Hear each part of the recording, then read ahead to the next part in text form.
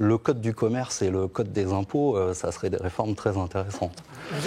Il y a une réforme fiscale extrêmement importante à faire, la progressivité de l'impôt, comme pour le revenu, l'impôt sur les sociétés devrait être progressif pour qu'il soit juste, de la même façon qu'il faudrait moduler les cotisations patronales de façon à ce qu'elles soient plus importantes quand on est des grandes entreprises qui font des gros bénéfices. Et aujourd'hui, je pense que la vraie mesure que devrait prendre ce gouvernement, que devrait prendre n'importe quel gouvernement, c'est l'augmentation générale des salaires pour relancer l'économie. Ce n'est pas un problème structurel, c'est un problème économique, pour moi.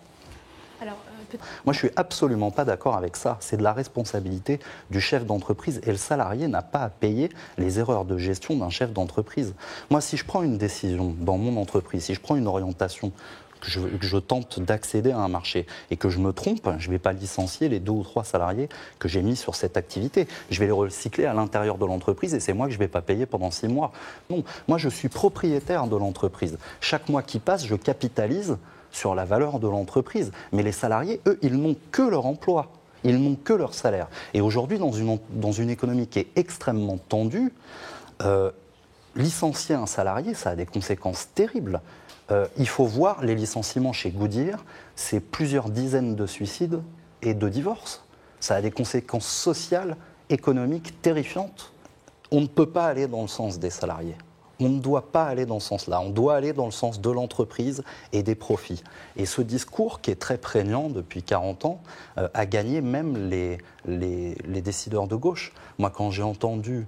J'ai participé à la campagne de François Hollande, j'ai collé ses affiches, j'ai distribué ses tracts. Quand je l'ai entendu pendant une conférence de presse sur l'ANI parler de charges sociales, il n'y a pas de charge, il y a des cotisations sociales. C'est du salaire différé. Ça ne pèse pas sur l'entreprise. Si on ne paye pas de salaire, on n'a pas d'activité économique. Entendre ça dans la bouche d'un président qui se dit socialiste, c'est 10 ans de militantisme qui se sont renversés devant moi. C'est terrifiant. Qu'on reprenne les gens quand on parle de charge sociale. Il n'y a pas de charge sociale, il y a des cotisations sociales. Qu'on explique où vont les bénéfices, qu'on explique qu'aujourd'hui, le revenu produit par le travail va majoritairement au capital au lieu de revenir au salaire, alors qu'il y a à peine 50 ans, c'était l'inverse. Expliquer les déséquilibres économiques qu'il y a aujourd'hui et qui se sont créés et qui ont accompagné ce mouvement.